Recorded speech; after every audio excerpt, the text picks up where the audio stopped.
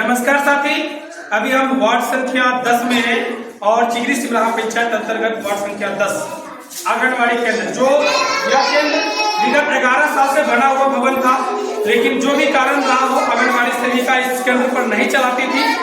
इस पर हमने अपनी सक्रियता सजगता दिखाई और सीडीपीओ सर और मैडम को पास इस्तावला के बिंदुओं की जानकारी दी। उस आलोक में आज मैडम खुद आकर के आंगनबाड़ी केंद्र का जो मूल सेंटर है 10 का, वहाँ पर आंगनबाड़ी सेविका को इस केंद्र का चाबी ताला सौंप रही है और यहाँ पर आज के बाद से अनवरत 10 साल यहाँ पे आंगनबाड़ी केंद्र चलेगा और यहाँ पर सेविका को आंगनबाड़ी का जो संचालित का जो रूम का चाबी है, गेट का चाबी है, संपूर्ण चाबी मैडम सौंप रही है।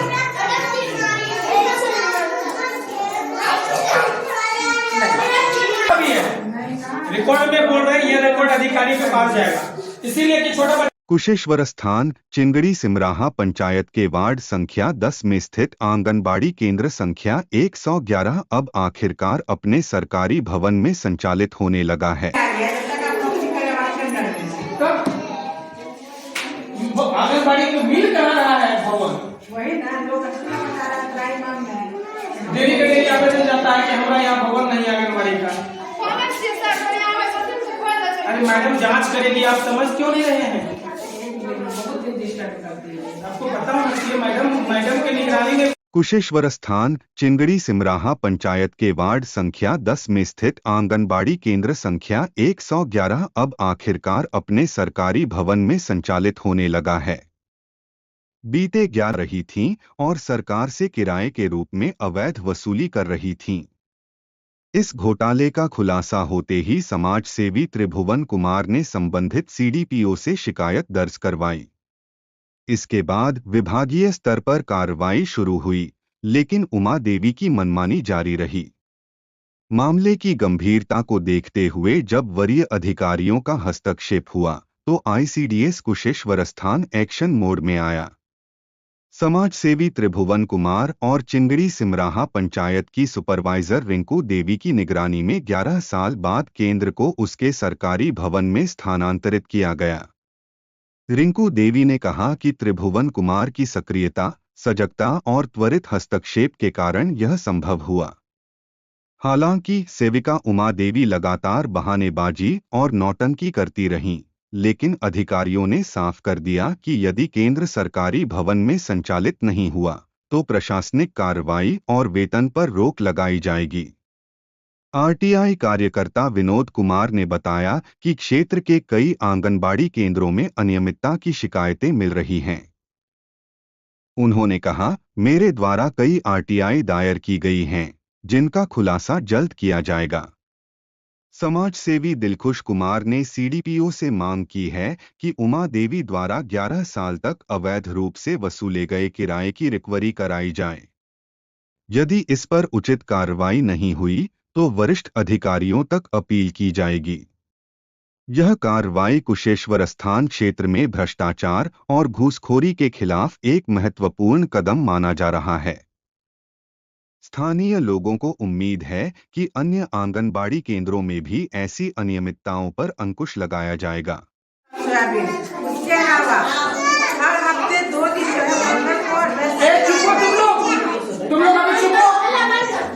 दूध दिया जाएगा बच्चे को और मूंगफली या अंडा दिया जाएगा। नहीं, जो चीज कहा गया है वो देना पड़ेगा। मूंगफली गार्जियन आपको नहीं चलेगा, आप जाने में उसे थोड़ी समझता है। अगर गार्जियन अंडा के लिए मेरा बच्चा अंडा नहीं खाएगा तब उस स्थिति में मूंगफली देना है 70 ग्राम, अन्यथा इनको अंडा देना है। अगर ग्रामीण लोग कहेंगे नहीं हमको अंडा नहीं चाहिए, मूंगफली लेके रिंकू देवी ने कहा कि त्रिभुवन कुमार की सक्रियता, सजगता और त्वरित हस्तक्षेप के कारण यह संभव हुआ। हालांकि सेविका उमा देवी लगातार बहानेबाजी और नौटंकी करती रहीं, लेकिन अधिकारियों ने साफ कर दिया कि यदि केंद्र सरकारी भवन में संचालित नहीं हुआ तो प्रशासनिक कार्रवाई और वेतन पर रोक लगाई जाएगी। सुन लीजिए फिर से 6 साल से 5 साल के रुकिए मैडम, रुकिए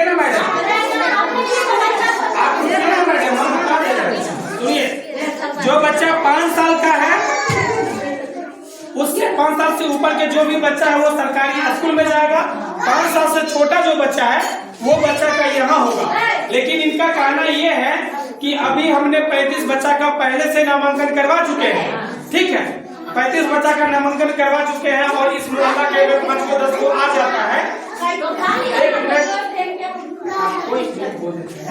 जो 5-10 बच्चा 50 को थोड़ी यहाँ पर एक बार जन्म ले लेगा, अगली पीढ़ी में उसका नामांकन तो लेगा ही, लेकिन जो 5-10 बच्चा वो 5 साल से छोटा होगा वो भी पढ़ाई करेगा, उसमें कोई दिक्कत नहीं है।